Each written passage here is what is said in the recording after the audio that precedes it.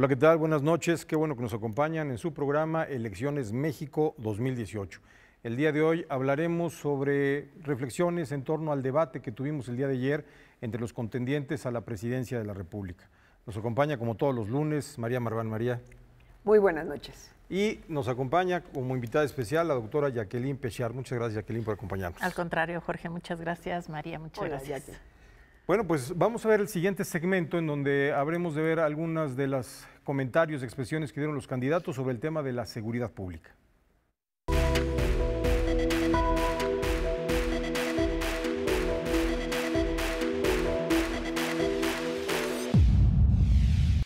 Yo pude ser uno de esos muertos, Mid, que han secuestrado a una hija de 2 años. Anaya, ¿alguna vez has sufrido 3 atentados por luchar contra la inseguridad de este país? Igual usted, señora Margarita. Andrés, ¿alguien te ha matado un hijo? Creo que tengo la experiencia de poder ser una víctima de este país y de los malos gobiernos. Esta es una bala que guardé, no la había sacado nunca. Hoy la traje precisamente porque miles de balas están tiradas en muchas partes del país. Hoy creo que tengo que tomar una decisión. Tenemos que cambiar el sistema de seguridad. Hay que contratar a los expertos. Primero aclarar que la amnistía no significa impunidad, porque se ha manejado, desde luego, de manera malintencionada de que yo quiero sacar de la cárcel a todos los delincuentes que han cometido delitos criminales. Yo lo que considero es que tenemos que atender las causas que originaron el problema de la inseguridad y de la violencia. Sobre todo, hay que combatir la pobreza. Voy a convocar a expertos para elaborar un plan y definir conjuntamente qué vamos a hacer y en ese marco definir cómo se va a llevar a cabo una amnistía. Estoy invitando hasta al Papa Francisco a participar en este foro. Yo propongo una estrategia en 2 grandes ejes. Por un lado, la prevención, atender las causas más profundas, deporte, cultura, que haya trabajo, como decía Tony Blair, para los estudiantes, educación, educación, educación. Y por el otro lado, Azucena, enfrentar el problema, pero con una nueva estrategia. Enuncio 4 cosas. 1, desmantelar y no solamente descabezar a las organizaciones criminales, duplicar el tamaño de la Policía Federal, profesionalizar y certificar a todas las policías del país y algo muy importante, seguir apoyándonos en el Ejército y en la Marina hasta en tanto contemos con policías confiables y que estén del lado de la gente. Mientras haya impunidad, no puede haber seguridad. Propongo a los 100 días de mi gobierno lograr primero un código penal único para que los delitos que más te lastiman, robo, extorsión, feminicidio, homicidio, se castiguen igual en todo el país. Segundo, voy a crear una agencia de investigación especializada en esos delitos, más el secuestro y la trata. Tercero, voy a cuadruplicar la capacidad de investigación del Estado. De la seguridad de tu familia me hago cargo yo. Te voy a defender a ti a través de mis propuestas de seguridad, a través de darte seguridad. Primero, voy a fortalecer la policía para que tú le tengas confianza.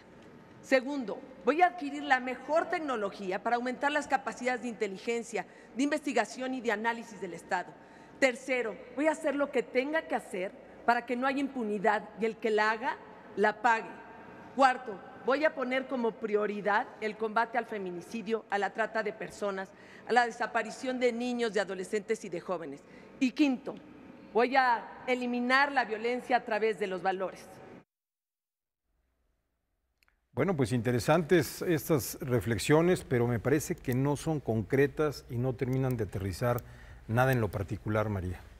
A ver, ni son concretas ni son emotivas, que creo que es el problema. Difícilmente podríamos pensar que en un debate se elabore de manera completa, digamos, un proyecto de gobierno, una política pública. Creo que los debates tienen que mover a las emociones y creo que ni en este ni en ningún otro tema hubo la capacidad realmente de mover emociones. Me parece que fueron pues como muy planos, muy no se siente, quizá el que más logró conectar con la gente, y me choca decirlo, fue el Bronco a la hora que dice, a ver, a mí me mataron un hijo, pero a la hora que tú ves a Meade leyendo, que tú ves a Andrés Manuel diciendo, los demás han malinterpretado lo que yo quiero decir por amnistía. Amnistía quiere decir una sola cosa, y que ahora le preocupe el haber metido la amnistía y que ya no sepa cómo salirse es otro problema. Margarita, que creo yo que empezó muy nerviosa, trata de conectar con la gente y le dice, yo quiero defenderte, pero creo que en ninguna de las 5 propuestas vemos realmente una empatía con la gente que está sufriendo la inseguridad, ni un proyecto vendible de esperanza diciéndole sí hay salida y podemos pacificar al país. Jacqueline, ¿tú qué opinas de esta idea de la amnistía que sugiere Andrés Manuel, pero que no terminó de explicarnos? Yo la verdad me quedé con más dudas que con certezas. No, bueno, ciertamente creo que él no tiene una idea muy clara, por eso se salió diciendo, lo que voy a hacer es convocar a un grupo de expertos que me puedan decir cómo armar la amnistía, pero en ningún momento dijo, yo no pienso dejar la amnistía de lado. Entonces hay que entender que lo que hizo Andrés Manuel es no comprometerse con nada como una estrategia para mantener su posición que ha tenido hasta el momento. Y creo que era algo esperable porque en la dinámica del debate estaba claro que el que iba a ser el foco de los ataques de los otros 4 iba a ser Andrés Manuel, justamente por su posición. Entonces él tenía esto claro y lo mejor que podía hacer era pues batear todas hacia un lado, los reclamos y todas las... Pero lo que sí nos queda a nosotros como audiencia es pues que quisiéramos entender cómo se va a procesar esa amnistía, porque no negó la amnistía, simplemente dijo, tengo todavía que diseñar cómo va a hacerlo, ¿no? Sí, legalmente hablando, la amnistía en realidad quien la da es el Congreso, no el presidente de la República. Entonces, por eso yo me quedé con más dudas que con certezas. Y luego que dice que va a invitar al Santo Padre, al Papa Francisco, a no sé a qué, ni para qué, en un estado laico. Y los expertos no sé qué harían, por eso me quedé con más dudas sobre este tema. Bueno, tú que sabes de esa parte jurídica, yo creo que Andrés Manuel no está pensando en amnistía desde un punto de vista estrictamente jurídico, sino está pensando desde un punto de vista más como social, más de si lo que yo quiero es lograr la paz y lograr que me dé tiempo a mí de atacar el problema de fondo de la violencia y de la inseguridad que es la pobreza, pues para eso yo tengo que medio que armar un terreno que sea un terreno pacífico, ¿no? Digamos, lo entiendo más como un mensaje de carácter social que como un mensaje de apego a ciertos procedimientos jurídicos. Pero ¿no? que eventualmente, para que sean legales y que tengan, digamos, la fuerza de ley, tendrá que sujetarse a lo que la ley mandate eventualmente, supongo. Efectivamente. Y María, en el caso de Anaya nos dice que propone duplicar la PFP, que hay que desmantelar, no descabezar, y va a mantener al Ejército y a la Marina. ¿Es algo novedoso o es algo que ya está desde hace mucho tiempo y nada más es un refraseo de propuestas? Creo que hay un refraseo de propuestas, creo que en términos generales vimos un refraseo de propuestas. Sin embargo, sí hubo tanto de Anaya como de Margarita como de Meade una cierta claridad diciendo el ejército tiene que seguir y suplamos o vayamos a una mejor policía. Esto se viene diciendo, la verdad es que desde Calderón, desde que entramos en esta lógica de la guerra contra el narcotráfico. Hoy suena muy obvio decir no hay nada más que descabezar, hay que desmantelar. Meade había venido diciendo de manera un poco más clara la necesidad de atacarlos por el lado financiero y cerrarles a través de la unidad de inteligencia financiera. Ayer no oímos esa propuesta, ayer no oímos que dijera tan importante como estar en el campo, como tener a gente en el ejército, como tener, al ejército en el campo, como plantear diferente la policía, igualmente importante es el trabajo de inteligencia financiera. Creo que lo pudo haber dicho con esa claridad y no lo dijo. El mismo Anaya nada más dice, hay que desmantelar y no descabezar. Suena, la verdad es que una verdad de perogrullo, ¿sí? Ahora, una verdad de perogrullo que no se hizo con Calderón y que sí tenemos esta proliferación de grupos delictivos que han generado una escalada de violencia bestial. Pero si yo dijera, me queda claro que este es el camino que necesita el país a partir del debate de ayer, la verdad es que ninguno de los 5 logró hacerlo. Y en el caso de José Antonio Meade, ya aquí dice que en 100 días promoverá la adopción de un código penal único, obviamente para que las sanciones sean simétricas en toda la República. ¿Te parece que es una solución aceptable? Bueno, yo creo que está bien, digamos, en el Código General de Procedimientos Penales, pues esa fue una idea también, ¿no? Claro. A mí lo que me preocupa es que no se ve el tema de la violencia y la inseguridad desde una perspectiva más integral. Parecería que solamente va a lo que sería el trabajo de policía y, si me apuras un poquito, con la parte de investigación, pero no está la parte, digamos, ni siquiera la que tiene que ver con cómo de la investigación se puede lograr efectivamente identificar a los culpables y luego pasar al problema judicial del Poder Judicial. Y creo que si no, y eso no requería, digamos, de demasiada elaboración, sino sí de un enfoque mucho más integral de cuáles son los actores que participan para efectivamente atacar el problema, que no solamente es atrapar a los culpables, sino que efectivamente se puedan procesar adecuadamente, ¿no? Investigar y procesar. Procesarlos. Y en el caso de los independientes, pues con las ideas de crear el caso del Bronco, una policía como el FBI, que tampoco nos dijo mucho, y en el caso de Margarita, defendernos. Bueno, ahora los invito a que veamos el siguiente segmento en donde veremos un poco de lo que nos dijeron sobre el tema de corrupción e impunidad.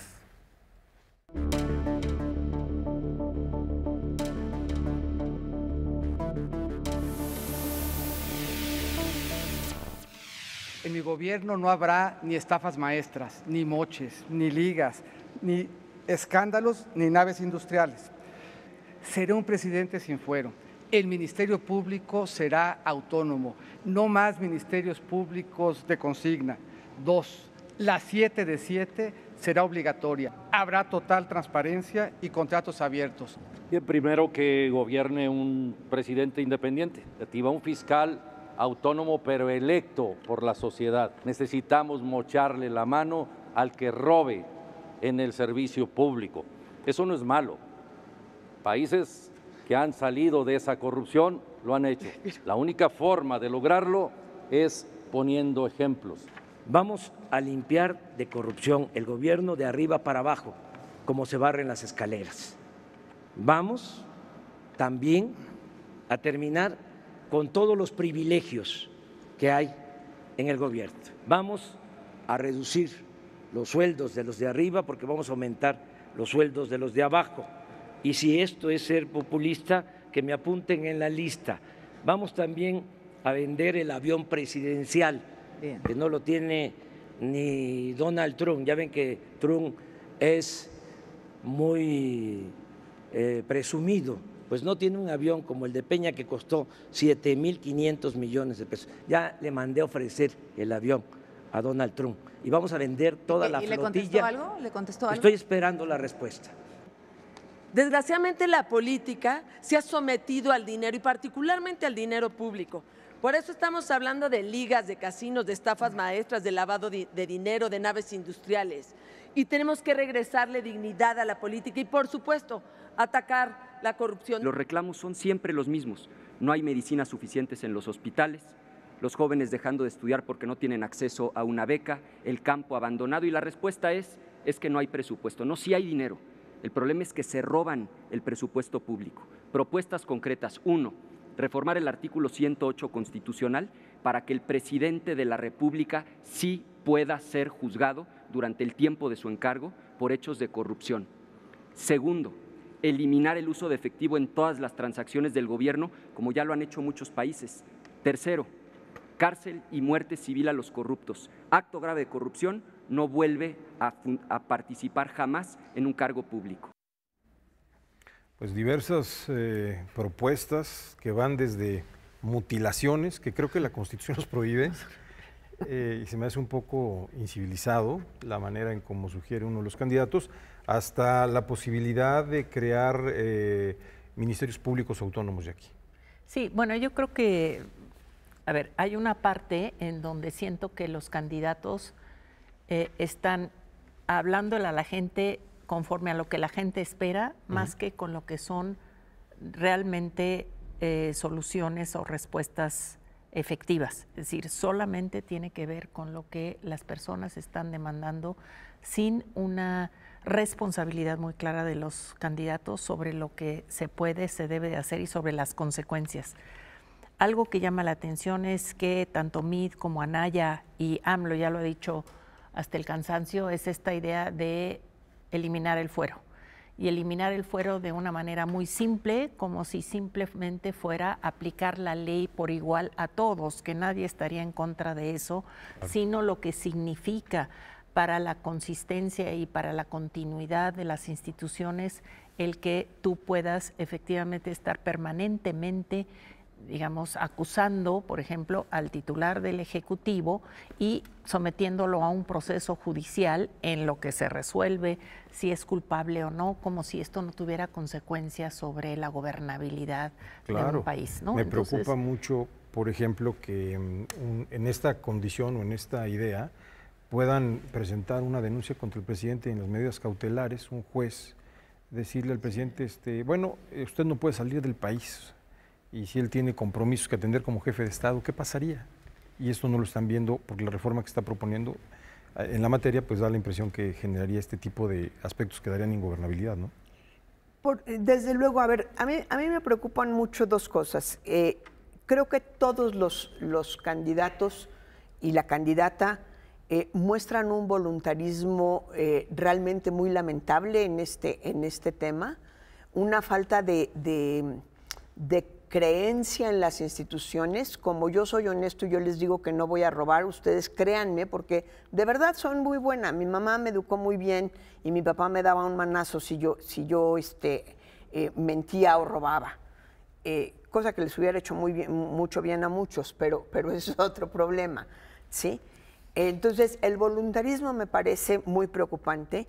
Y la otra cosa que apunta a Jacqueline, porque además la estamos viendo no solo en el tema del fuero, es este populismo legislativo que nos está ganando, permítanme llamarle así, y lo vimos varias veces el día de ayer. El fuero ya se volvió muy popular. De hecho, la semana pasada se aprobó en la Cámara de Diputados una iniciativa. Tú escribiste un artículo sobre esto, Jorge, sí. en donde realmente es una tomadura de pelo lo que se aprobó. O sea, ni siquiera es un fuero, es una eliminación del fuero, es una tomadura de pelo. Yo no sé si alguien le avisaría a Mid que le tomaron el pelo. Creo que valdría la pena que alguien le hubiera pasado una tarjetita de lo que sí se aprobó y las consecuencias que tiene. Claro. Entiendo que el señor sí estudió Derecho, pero creo que no se metió mucho a la iniciativa. Este populismo, decía yo, está la parte del fuero, está la parte que salió también ayer de la revocación de mandato, está, es decir, cuando hay una demanda muchas veces creada por los medios de comunicación, creadas, la verdad, por gente que entiende bastante poco de democracia, dicen, ay, sí, qué buena idea, con el fuero ya no vamos a tener políticos corruptos. Sin ponerse a ver, lo discutíamos ya la semana pasada, sin ponerse a ver que el fuero lo que protege es el puesto, no a quien ocupa el puesto. Así es. Por supuesto que nadie quiere que haya impunidad y que por tener ciertos puestos de elección popular se pueda partir de eso. Me extrañó que ayer no hubiera salido entre quienes proponen el fuero la forma en la que han metido gente a escondidas a la Cámara de Diputados justamente para darles fuero. No apareció ese reclamo, creo que era un muy buen momento para que apareciera. En tu experiencia, Jacqueline, reducir los privilegios y dentro de ellos altos salarios es un buen inhibidor de actos futuros de corrupción. A ver, yo creo que, pues no. Sí, creo que los salarios de los servidores públicos tienen que ser acorde a sus responsabilidades. Pero lo que sí no hay es la suficiente ni transparencia, ni vigilancia, ni control sobre lo que son el ejercicio de las responsabilidades y de las competencias de los distintos servidores. Entonces creo que el foco de Andrés Manuel está mal. Es decir, para él simplemente dice, le quito dinero a los de arriba y les doy a los de abajo. Es una cuestión como demasiado simple. Primero porque pues lo que le quites a los de arriba no alcanza para darles a todos los de abajo, digamos así de simple, pero la verdad es que los niveles de responsabilidad y por lo tanto de riesgo que hay en el ejercicio de las distintas responsabilidades tiene que estar, pues sí, acorde a lo que se gana, pero lo que tiene que haber es una mayor vigilancia, mayor control y también la posibilidad de que haya un monitoreo ciudadano sobre efectivamente qué gastan, cómo, si hay algún tipo de enriquecimiento ilícito, y pues para esto ya nos hemos dado algunos mecanismos que todavía no están vigentes, ¿no? Implementados. A mí lo que me preocupa, y vaya que tú lo sabes, Jacqueline. Me preocupa un poco esta parte de los salarios porque entiendo que también la idea es generar estímulos, incentivos para traerte gente lo más calificada posible. Y si vas a reducir los salarios, matas con un incentivo de traer gente altamente calificada, con experiencia, con conocimiento, y de alguna manera también creo que vas a lastimar el servicio civil de carrera. Y otro de los temas que también me llamó mucho la atención es esta idea de defender el Estado de Derecho, y Margarita Zavala habla del Estado. Fue de las pocas que habló del Estado y esa parte me llamó la atención. ¿Qué opinión te merece esta idea de haber incorporado en el discurso el Estado? No, bueno, el Estado. Yo creo que eso es algo que está muy bien mientras entiendas que, a ver, creo que hablar de que la acción del Estado debe ser algo que esté muy claro, quiere decir que no depende de la orientación política de un gobierno, sino que tienen que ser reglas, tienen que ser prácticas institucionales que respondan efectivamente a lo que son las responsabilidades del Estado en lo que significa la protección de la seguridad de las personas, ¿no? Entonces yo celebro que hubiera esa invocación al Estado. Donde sí hay claramente de parte de Margarita un decir, a ver señores, lo que tenemos que hacer es crear y recrear instituciones, y donde el Estado no está presente, y sobre todo habló mucho del Estado en términos del nivel de violencia y el nivel de falta de seguridad pública.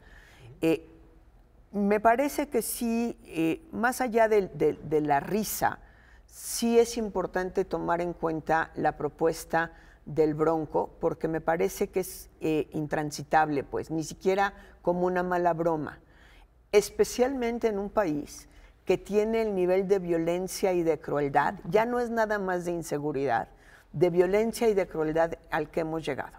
Entonces, donde tú propones una salvajada de este tamaño, hay muchos memes que lo que están haciendo es burlarse, pero entre broma y broma también hay gente que te dice, oye, no estaría tan mal, así a ver si los políticos ya no se atreven. Me parece lamentable. Y regresando otra vez a lo que le preguntabas a Jacqueline respecto de los salarios del gobierno, creo que volvemos a caer en lo políticamente correcto, que tiene que ver con otro tema que salió en el debate, que es el financiamiento público a los partidos. Hoy es políticamente correcto decir que el Estado no debería de gastar, o no debería de gastar en esto. Hablabas tú del servicio civil de carrera, tristemente el servicio civil de carrera está muerto y nadie lo invocó a la hora de hablar de corrupción. Que es lo que nos da pieza, un andamiaje permanente, profesional, altamente capacitado y no politizado. No puedes abatir la corrupción en un gobierno si no tienes un servicio civil de carrera que los proteja. Nadie habló de eso. Y dentro de eso tienen que estar bien pagados. Podemos discutir si es mucho, si es poco, si podría ser menos, probablemente, ¿sí? Pero es políticamente correcto decir, yo les voy a quitar a los funcionarios que ganan mucho y como dice Jacqueline, pues si lo reparten no nos va a tocar ni de a peso a cada quien, Y en el tercer segmento se habló sobre la democracia. Los invito a que veamos el siguiente segmento para ver qué nos dijeron los candidatos.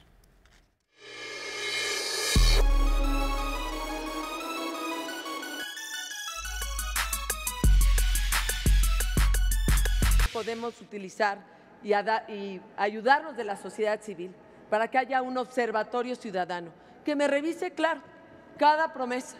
Ninguna de mis promesas no tienen sustento, porque no le estoy mintiendo a los ciudadanos. No les estoy diciendo que les regalo el dinero, como lo hace el candidato del PRD, Ricardo Anaya, a través de una renta básica universal. Ni les digo que les regalo dinero a los jóvenes, como lo hace Andrés Manuel, dándoles a los ninis 3,000 pesos. Yo lo que quiero es generar las condiciones para que los jóvenes puedan emprender y ganar 3,000 pesos, o 30,000, o 300,000, o lo que su talento y esfuerzo les dé. Cada una de las propuestas que estamos haciendo tiene soporte financiero y viabilidad. Y lo que estamos planteando es un México en donde todas las escuelas, guarderías y preescolar sean de tiempo completo y con alimentación. Estamos planteando que los hospitales estén al 100% de medicinas el 100% del tiempo. Estamos planteando un México en donde no nazca un niño en pobreza extrema. Y estamos planteando Instituto Mexicano del Seguro Social para las trabajadoras del hogar. Y en este momento yo no estoy haciendo ninguna propuesta de campaña, yo estoy consultando a los ciudadanos, estoy haciendo una consulta ciudadana, por eso puse aquí mi teléfono, márqueme raza, WhatsApp, aquí está mi número, porque no me dieron spot en el INE, muy poquitos, pero aquí está mi número, para que me digan qué tenemos que hacer y que sea un compromiso de ambos, ciudadano, presidente. Nosotros estamos entregando la mitad de nuestras prerrogativas de campaña a damnificados. 103 millones de pesos. Empezar por reconocer la deuda histórica que tenemos con los pueblos indígenas, los pueblos originarios que fueron los primeros y hoy en muchas cosas son los últimos, con los millones de migrantes que tienen que salir del país porque aquí no encuentran oportunidades, con los excluidos porque padecen alguna discapacidad, con las niñas y niños que se van a dormir con hambre.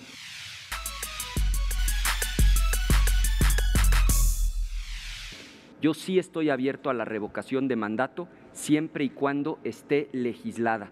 Cuidado con las trampas de López Obrador. Lo que él dice es, el pueblo pone, el pueblo quita, cada 2 años. Y entonces a mano alzada, porque así es como históricamente ha hecho sus consultas, va a andar consultando al pueblo. No perdamos de vista lo que ha pasado en América Latina. Con ese cuento de las consultas cada 2 años, Hugo Chávez se quedó 15 años en el poder. Hagámoslo, pero con seriedad, bien legislado, con planteamientos legales. De que cada 2 años me voy a someter a la revocación del mandato. Va a haber una consulta a los ciudadanos. ¿Quieres que siga el presidente o que renuncie?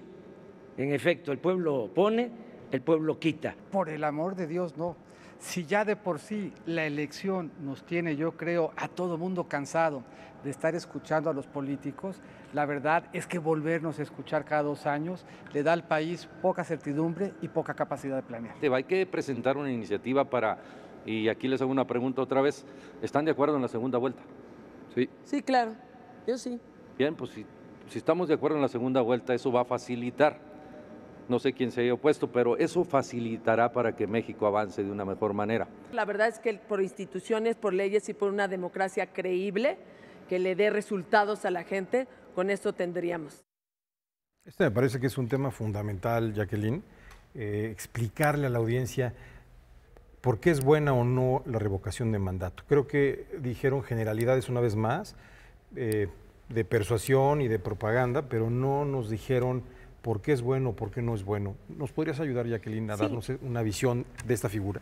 Sí, yo creo que la revocación de mandato efectivamente es una consulta, es un mecanismo de llamada democracia directa, es decir, más allá de la parte electoral, es una consulta que se hace a la población para que la población diga si quien está en un cargo debe mantenerse o no. Lo que me parece muy delicado es que se plantee efectivamente sin un marco legal específico.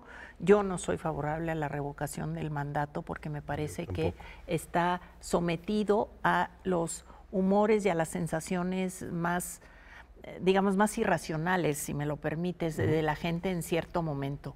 Yo no sé si en estos 6 años se hubiera sometido a revocación de mandato el presidente, qué hubiera pasado en los momentos de mayor reprobación hacia el presidente. Pero eso, más allá de eso, creo que lo importante son las consecuencias para el ejercicio de un gobierno, para la planeación de un gobierno, y pues esto, por eso hay otros mecanismos. Hay mecanismos de control del Congreso sobre el gobierno, de vigilancia de la sociedad sobre el gobierno, y esos son mecanismos que pues todavía los tenemos muy deficientes, ¿no? Muy deficientes o inexistentes, María. ¿Te gusta la revocación de mandato? No me gusta, ni siquiera normada por la ley. Podemos ver la experiencia, Perú tiene una experiencia fuerte en revocación de mandato, y la verdad es que ha sido un desastre, porque la revocación de mandato en Perú se puede solicitar, digamos, después de que el presidente municipal, es donde más la conozco a nivel de presidencia municipal, después de que el presidente municipal lleva un año en el poder, y lo que ha sucedido es que sistemáticamente después de un año el segundo lugar pide que se convoque a una revocación de mandato. Y lo que ha generado es una inestabilidad en el gobierno local brutal. Hay que recordar que es algo que ya ensayó López Obrador. Cuando fue jefe de gobierno hizo una consulta que se limitó a hablarle a sus cuates por teléfono y darnos el resultado que le dio su santa gana. Es decir, tampoco es algo tan nuevo. Entonces, la verdad es que me parece insostenible. Creo que en un sistema democrático, representativo, y a mí me cuesta mucho trabajo entender las figuras de democracia directa, y no todas han tenido muy buen éxito cuando se incrustan en la democracia representativa, tienes periodos fijos, especialmente en los sistemas presidenciales, y después tienes elecciones. Y si algo ha aprendido México en los últimos 5 años, en los últimos 15, pero claramente en los últimos 5 años, si no podemos escoger al que queremos, sí podemos correr al que no queremos. El nivel de alternancia que tiene hoy nuestro sistema político en gobernadores, inclusive presidentes, presidente de la República, en presidentes municipales, en diputados locales y en diputados federales, es muy alto. Quiere decir, el elector, que es mucho más inteligente y acuciado de lo que los partidos les gusta reconocer, sí sabe castigar con su voto a quien no quiere en el poder.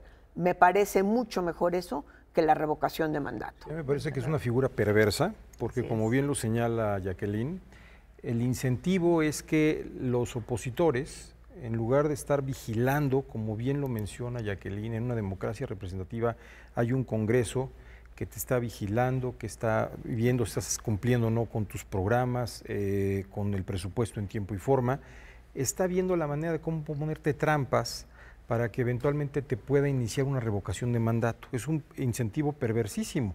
Entonces esto lastima la planeación, lastima la institucionalidad, lastima, digamos, la estandarización de los programas de política pública.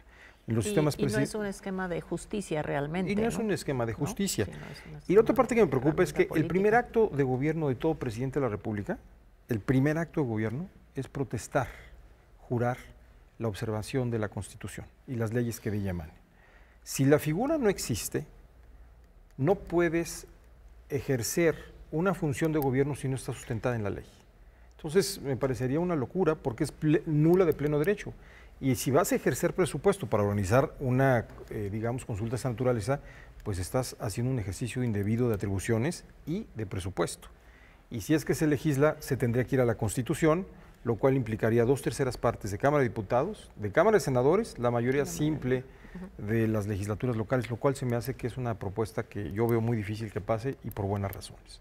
La segunda vuelta electoral es una propuesta que apenas hicieron, pero creo que muy oportuna para México, sobre todo en las condiciones de pluralidad que tenemos, Jacqueline. Sí, yo creo que, digamos, esas condiciones de alta fragmentación política que tenemos ya en el país y que vimos de cómo en 2012 los tres principales partidos concentraban más del 90% de la representación del país y ya para 2015 solo representaban el 60%, te habla de cómo se ha estado fragmentando la representación política y la necesidad de que haya una manera de poder poner de acuerdo a esas fuerzas políticas para que quien gane la presidencia pueda ejercer sus distintas políticas y propuestas de reforma.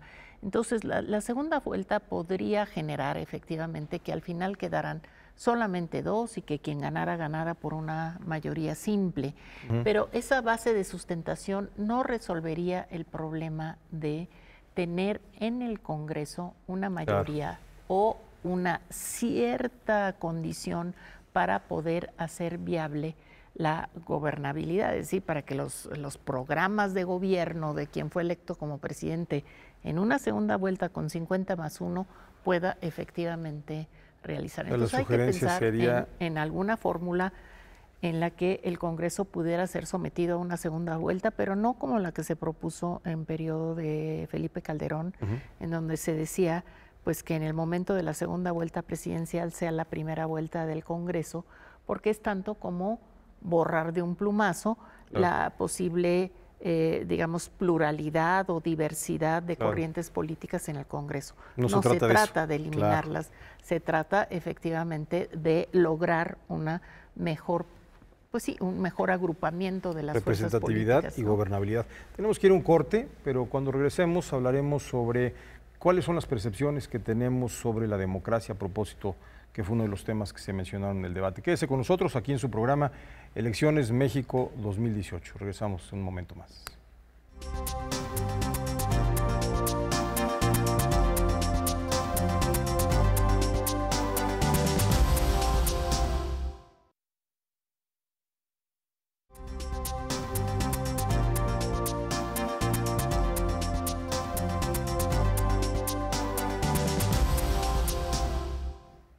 Bueno, regresamos con el tema de la democracia, que fue uno de los temas sustantivos, el último segmento, de hecho, en el debate, María, y me llama la atención que en la última encuesta del Latinobarómetro, solamente el 38% de los encuestados apoyan a la democracia. De hecho, hay una gran desilusión y es notable la manera en cómo ha ido cayendo esta apreciación y valoración que hay sobre la democracia, y casi nadie de los candidatos dijo algo relevante, ni propositivo, ni por rescatar este ánimo de cuidar a nuestra democracia, que es algo que nos ha costado muchos años, mucho dinero, para que no le hayan dado tanto valor. ¿Qué opinión te merece esta participación de nuestros candidatos? A ver, si a mí me preguntas, creo que fue la peor parte del debate, por mucho.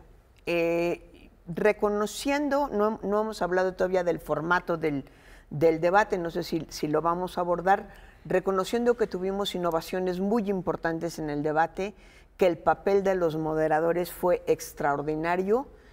Si me preguntas, creo que fue todavía mejor el de las dos, tanto el de Denise como el de Azucena, pero Sarmiento también muy bien. Creo que la pregunta más malita de las preguntas generales fue la que da lugar a esto de democracia y pluralismo, porque los encajonó en una muy mala, en un muy mal escenario, que fue si se debía de castigar o sancionar cuando un candidato que gana la presidencia, una candidata, no cumple con sus compromisos. No hay ninguna democracia que sancione en el sentido de castigar penalmente o políticamente a través de la revocación de mandato cuando no se cumplen las promesas, ¿sí? Las promesas las dividiría yo en dos. Si estamos hablando de promesas de política económica, como las que nos han planteado, dinero para los ninis, dinero para las madres solteras, es decir, más programas sociales que ya tendremos ocasión en otro debate de pensar a fondo, no las puedes comprometer, ni siquiera obra pública, ¿sí? ¿Qué pasa si al día siguiente de tomar posesión sucede una desgracia económica en el mundo que son incumplibles? Pues tienes que tener la capacidad de adaptarte. Si estamos hablando de promesas otra vez como la honestidad, combatir la corrupción, pues la verdad es que no estamos diciendo nada. Dentro de esa lógica, creo que los encajonaron en en una serie de respuestas que no nos permitieron ver ningún tipo de apego a la democracia, de entender lo que es el pluralismo hoy en nuestro país. Quien gane la presidencia seguramente va a tener un Congreso en contra. A mí me gustaría haber oído hablar, el pluralismo lo voy a respetar en el Congreso a partir de paz, paz, paz, paz. Y la forma en la que voy a negociar mi política de desarrollo, mi política de gobierno, mi programa de gobierno es dándole esto a la oposición, trabajando de esta manera, invitándolos a que se sumen a mi proyecto. No oímos nada parecido. Y supongo, Jacqueline, pues algunos de los retos que tiene la democracia y el pluralismo, no nos dijeron mucho. No, de ninguna manera. Creo que de nueva cuenta, esta insatisfacción que se puede ver en distintas encuestas de los mexicanos con la democracia pasa porque hay una insatisfacción con los resultados. Claro. De las distintas políticas, claro. De los distintos partidos. Y de los distintos es decir, gobiernos. No es solamente de un solo partido. Entonces, algo como que los propios candidatos no quieren poner sobre la mesa. Es decir, no quieren decir que hay digamos, una responsabilidad, una culpa de los distintos partidos, de todos, en por qué la democracia ha perdido tanta, pues digamos, tanta popularidad, claro. O tanto apoyo entre las personas. Y sin embargo, yo diría que está como dada como un hecho la democracia, es decir, como si no hubiera posibilidad de cierta marcha atrás, que eso es lo preocupante. Es decir, si tú tienes cada vez más fuerzas políticas y además cada vez hay un reclamo por candidatos independientes, una fragmentación mayor de la representación, pues tú tienes que tener propuestas de cómo vas a hacer, qué tipo de responsabilidad. Creo que el único que ha puesto algo ahí es Anaya a partir del gobierno de coalición, que bueno, pues que se colocó en la Constitución desde 2012, ¿no? Y sin embargo no ha habido reglamentación de ese artículo. Lo cual se me hace que es una falta de responsabilidad tremenda. Es una falta de responsabilidad, pero también es una falta de compromiso con que, porque el que gana la presidencia quiere tener todas las canicas de su lado y no tener que comprometer para la elaboración de un gobierno o la construcción de un gobierno de coalición, ¿no? La Constitución establece que será un gobierno de coalición optativo. Esto quiere decir que dentro de las facultades del Ejecutivo él podrá optar o no, lo cual me parece absurdo en lo personal, porque si es que es cierto que las constituciones se rigen por actuaciones basadas en incentivos, si el próximo Congreso es de oposición al presidente, el que sea, lo único que tiene que hacer la mayoría parlamentaria del nuevo Congreso es sentarse y decirle no a todo el presidente para que tengan que incitar al gobierno de coalición. Entonces me parece que debería haber una legislación. ¿Y crees, Jacqueline, que eventualmente en un gobierno de coalición podrían venir mejores mecanismos de gobernabilidad? ¿Ayuden algo el gobierno de coalición? Pues yo creo que sí. Digo, yo creo que sí, aunque ha habido experiencias en América Latina que no han sido muy exitosas, ¿no? Entonces sí hay que... No es una panacea por sí mismo, hay que trabajarlo, ¿no? No, pero... digamos, es algo como que se acerca a la manera como trabaja un gobierno parlamentario, ¿no? En donde lo que se establece es un compromiso entre las fuerzas políticas, pero fíjate, lo que necesita son fuerzas políticas, partidos que sean bien arraigados, con definiciones doctrinarias y programáticas sólidas, y lo que tenemos en nuestro país es cada vez un mayor desdibujamiento. Pues de por lo que se vio ayer, están muy alejados todos de todas sus propuestas, salvo lo de segunda vuelta electoral. ¿No? Sobre el formato, ¿te gustó el formato, María? El formato me gustó mucho. ¿Ayuda en algo? Desde luego creo que todavía podría ser mejor. Creo que el INE hizo un gran esfuerzo y fue exitoso. El hecho de tener estas preguntas, respuestas, la posibilidad de los moderadores de hacer preguntas incisivas. Creo que además la actuación de los tres moderadores, de verdad me pongo de pie y les hago la ola, porque sí fueron muy incisivos, pero muy justamente incisivos. Yo no podría decir se pusieron de tapete frente a un candidato, se la pusieron fácil y a otro lo estuvieron con cuchillito de palo tratándolo de reventar. Creo que fueron realmente muy serios, muy responsables y logramos una cierta interacción. Si me preguntas en mi memoria de los debates de 1994 hasta acá, el mejor, además creo que vale la pena que lo sepamos, ya está decidido. El debate de Tijuana tendrá otro formato, va a ser con Town Hall. El debate de Mérida va a ser con preguntas a través de redes sociales. Entonces, sí creo que hay un avance y creo que ahí, después de la experiencia de 2012, que me tocó vivirla desde dentro, en donde la negociación del debate fue una verdadera locura, en donde además de cualquier manera no había forma de satisfacer los miedos y las angustias de todos los candidatos, yo creo que el INE logró muy bien imponerse con tiempo. Entonces tampoco es que uno diga, es que las reglas del INE van a favorecer a uno y a lastimar a otro. Yo creo que dentro de todo lo insatisfechos que nos puede dejar todavía el debate, creo que es el mejor que hemos tenido. ¿Te gustó, Jacqueline? Sí, yo estoy de acuerdo con María, creo que de veras el desempeño de los moderadores fue clave.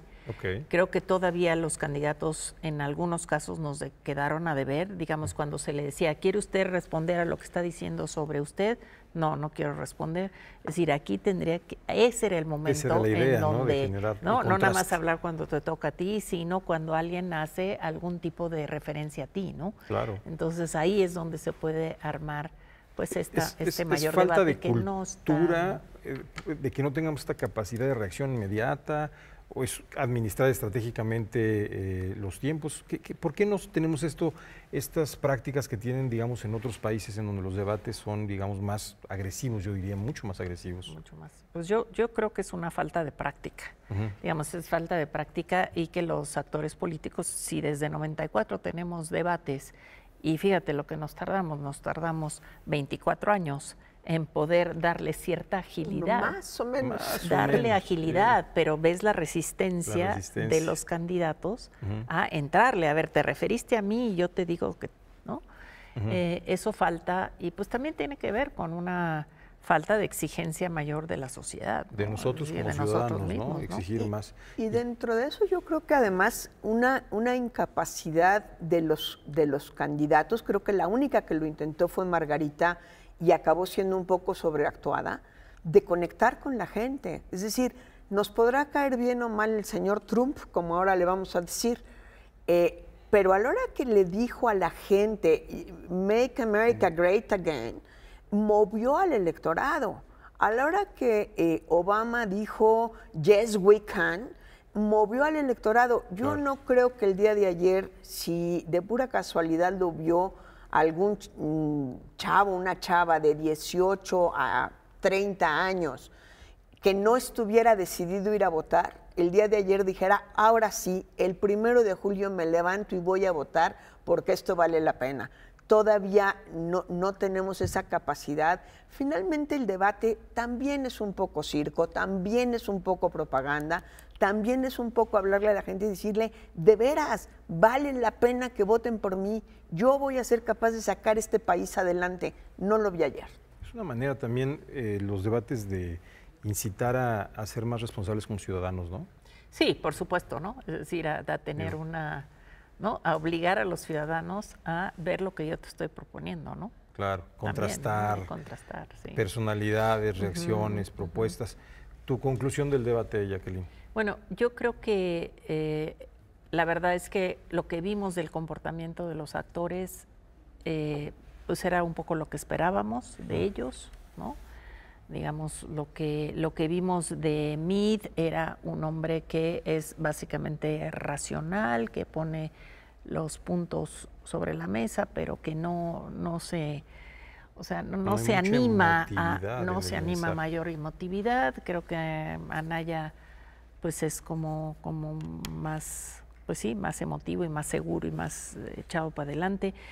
Andrés Manuel pues es el que quizá nos deja más a deber, justamente por haber pasado incluso frente a muchos ataques, simplemente diciendo voy más alto en las preferencias electorales y por lo tanto yo no voy a caer en provocación. Y creo que Margarita, dentro de todo, al poder efectivamente dirigirse a la población, poner énfasis en los temas que han sido tradicionalmente de ella, de protección a la mujer, de luchar contra los feminicidios, pues era un poco lo que esperábamos. ¿Y del ¿no? Bronco? Y del Bronco, pues yo creo que... El Bronco. Pues sí, Es medio bárbaro. María, una conclusión final del debate. Mira, yo creo que siendo optimistas vimos un buen debate, que es un buen ejercicio. Y todos estamos de acuerdo en que nos quedan a deber cada uno por diferentes causas. No voy a repetir lo que ha dicho Jackie, estoy de acuerdo con ello. Creo que vamos mejorando y creo que deben de permanecer estos ejercicios, porque también podemos decir, entonces no los queremos. Entonces tenemos un modelo de comunicación política con spots que son horribles, tenemos unos debates que tampoco nos satisfacen. Yo creo que son parte del ejercicio. Finalmente tenemos 24 años haciendo debates cuando en algunos otros países son 70 años. Desde antes de la televisión, en radio se hacían debates. Ya hay anécdotas, ya hay experiencias sensacionales de esto. Creo que tenemos que ir aprendiendo y a caminar se aprende caminar andando. Exactamente, bueno, pues son temas elementales de nuestra democracia. Recuerde que para votar necesitamos tener información y para ello tenemos que acercarnos a lo que dicen los actores políticos. No se le olvide que la política es la actividad más importante que condiciona nuestro entorno de vida, nuestra libertad y todo lo que desarrollamos en la vida pública. Una vez más le agradezco el favor de su atención en su programa Elecciones México 2018. María, muchas gracias por acompañarnos. Muchísimas gracias. Jacqueline, muchas gracias por acompañarnos. Al contrario, Jorge María, gracias. Nos vemos en una próxima ocasión. Hasta entonces.